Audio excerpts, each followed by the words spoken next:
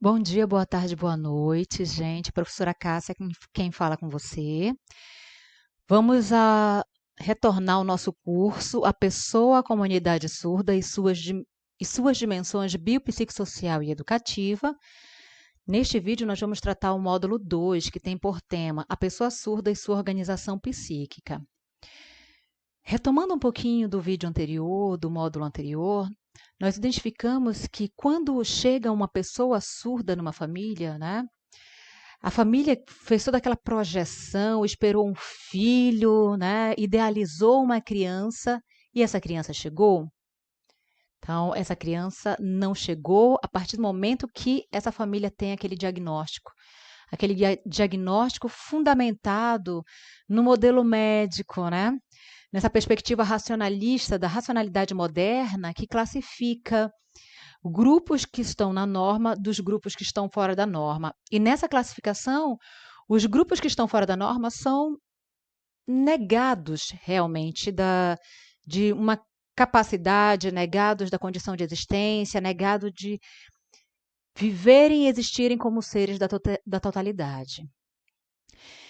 E aqui neste módulo nós vamos tratar a pessoa do surdo propriamente e a sua organização psíquica, a importância de eu olhar para esse sujeito, para esse ser da integralidade e provocá-lo no seu desenvolvimento de modo que ele se organize com as suas fronteiras de relações mais saudáveis, mais qualitativas, mais íntegras. Tudo bem? E aí, um primeiro conceito que a gente traz para conversar é justamente o conceito de fronteira. O que é fronteira, né? Fronteira seria um limiar que delimita um território de outro, né? Um limite em que um determinado território fica separado do outro, né? E que demarca um e outro territórios. Então, a vida, pegando a analogia da fronteira, tomando a analogia da fronteira, a vida é um fenômeno de fronteira que se desenvolve por meio de relações. Para existir relações, precisam haver diferenças, contrastes. Quem traz essa reflexão para a gente é a psicóloga Fukumitsu e a Frazão também.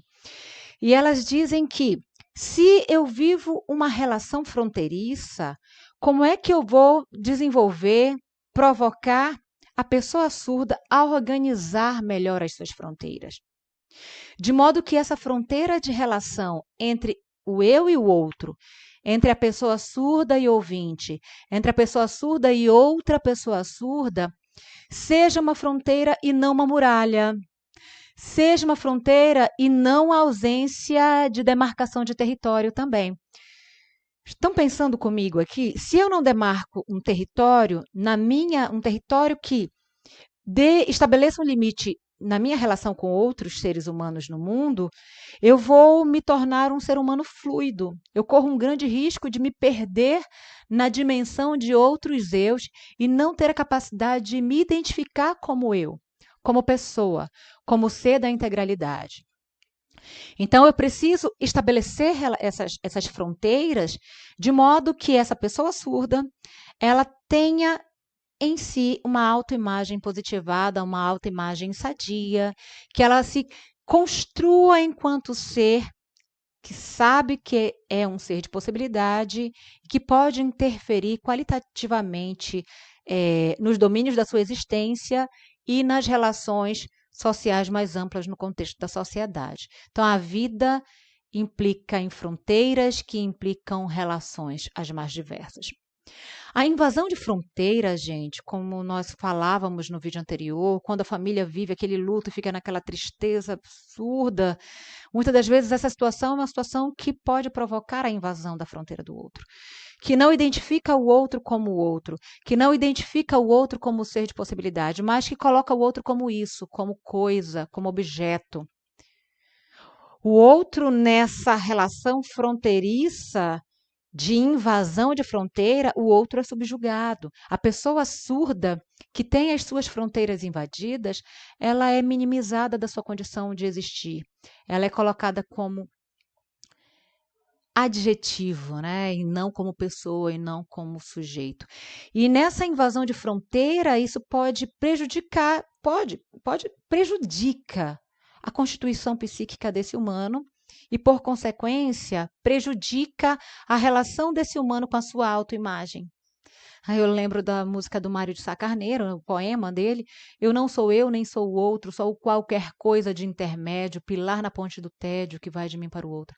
Se eu, a pessoa surda, não tenho um estabelecimento de fronteira qualitativo, eu posso me perder na dimensão de outros eus e me perder de eu mesmo, não saber quem sou no campo da minha existência. Tá? Isso me traz sofrimentos, isso me traz adoecimentos mentais, isso me traz sentimentos de incapacidade, isso me traz sensações de que eu não vou conseguir, de que eu não vou avançar, e eu posso adoecer mesmo, dentro de uma perspectiva de um campo de uma depressão, dentro de um transtorno propriamente de personalidade. Enfim, eu posso adoecer se essa minha fronteira é invadida de maneira significativa e eu não sou, enquanto pessoa surda, valorizada, respeitada e cuidada adequadamente. Identidade, identificar, né? Precisamos, nessa relação fronteiriça, identificar quem é a pessoa do surdo. E ele é um ser singular, ele é um ser único. E esse ser único interage com outros seres, como falava Fukuyama e a Frazão. Para eu me interagir com o outro, eu interajo por meio das relações e precisa existir os contrastes. Então, a pessoa surda, na relação com outras pessoas, vivencia relações de contrastes, porque não somos iguais, somos diferentes e precisamos ser respeitados nas nossas diferenças, e a pessoa surda precisa ser respeitada nas suas diferenças. Frazão e Fukumitsu assinalam ainda que quanto mais sou o que sou, quanto mais me permito ser o que sou, mais me aproprio de minhas bases, de meu autossuporte. Quanto mais nos apropriamos de nossos limites, mais condições temos de lidar com o nosso mundo. Quanto mais nos alienamos de nossos limites, menos capacidade temos de fazer frente ao nosso mundo. O que elas querem dizer com isso? Que a pessoa surda, a pessoa precisa se conhecer o máximo possível. Eu preciso exercer a minha identidade. E não a identidade que os outros desejaram que eu desenvolvesse, tá? Então, quanto mais sou o que sou, mais me permito ser o que sou, mais me aproprio de minhas bases. Então, eu preciso experimentar o que eu sou, eu preciso integrar a minha comunidade, eu preciso aprender a minha língua, eu preciso me apropriar da minha maneira de pensar enquanto pessoa surda. Entendendo que, aqui, neste contexto, a pessoa surda tem a liberdade realmente de buscar essa autoconstrução, que não é a família, não é um órgão, pessoas do plano exterior que vai interferir diretamente na construção do eu dessa pessoa surda. Cássia, ela está numa ilha? Não estou dizendo que ela está numa ilha, mas eu preciso garantir um autossuporte para que o sujeito surdo se desenvolva. E como que eu faço isso, Cássia? Partindo do pressuposto de que ela é uma pessoa inteira, e se ela é uma pessoa inteira, é uma pessoa com capacidade, com possibilidades e com potencialidades. Como que eu faço isso ainda, Cássia? Respeitando as fronteiras dessa pessoa, tá? Ajudando-a a construir uma autoimagem sadia, para que a pessoa surda possa perceber melhor o seu eu, relacionar-se melhor consigo mesma e com os outros sujeitos no mundo e desenvolver-se melhor, tá? A Wellforte, a Madalena Freire Wellforte, ela fala para a gente que nós não fomos educados a olhar pensando o mundo, a realidade de nós mesmos. O nosso olhar está cristalizado em estereótipos, e isso produz em nós paralisia, fatalismo e cegueira. E a Wellforte diz, olha, eu preciso educar o meu olhar. E esse olhar, gente, não é a pessoa surda. A pessoa ouvinte, a pessoa que está nesse mundo racionalista moderno, a pessoa que está regido por esse olhar cientificista racionalista moderno, precisa repensar o seu olhar para a normalidade e a normalidade. Precisa descristalizar esse olhar. Eu preciso passar um para-brisa nas minhas lentes e identificar que o diferente, as diferenças constituem campos relacionais, tá? E que eu preciso respeitar o diferente, as diferenças nas suas diferenças. Tudo bem? E que as diferenças que marcam uma determinada pessoa ou grupo social, essa diferença não é marcador de desigualdades sociais. Logo, a pessoa surda precisa ter garantida, tá? Garantido o seu desenvolvimento pleno, tendo no olhar da sociedade, da família, da educação, da saúde, presença, atenção, escuta, motricidade, toque e cheiro. Então, eu preciso ter um olhar que seja sensível, um olhar que seja presente, um olhar que seja atencioso, um olhar que escuta, um olhar que toca, um olhar que é motriz, um olhar que sente o cheiro. Tudo bem?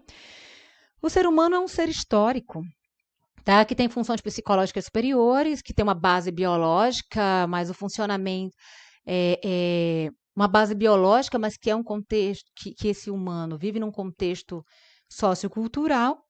Então, a cultura e a história será fundamental para o desenvolvimento dessa pessoa, e ela vai se organizar a partir da sua inserção no mundo da cultura.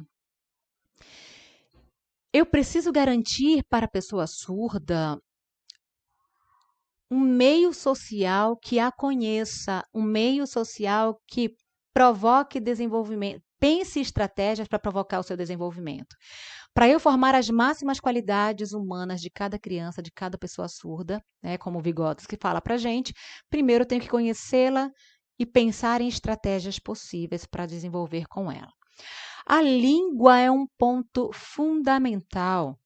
Por ser estruturadora do pensamento, a língua brasileira de sinais vai garantir à pessoa surda interação com outras pessoas, vai permitir a ela o acesso aos saberes sistematizados produzidos ao longo da história da humanidade.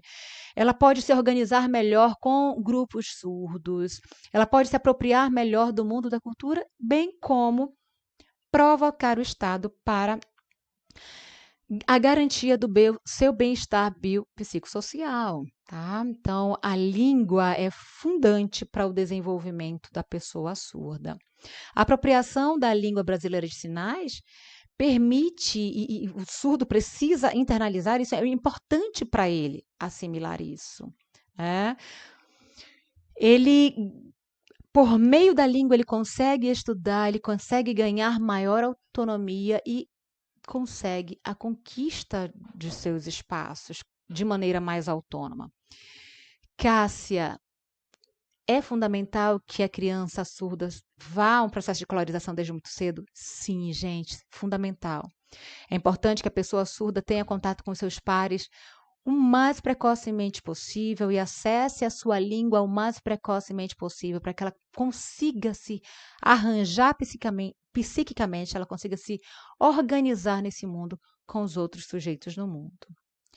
Cheirinho para vocês, gratidão pela presença, até o nosso próximo encontro.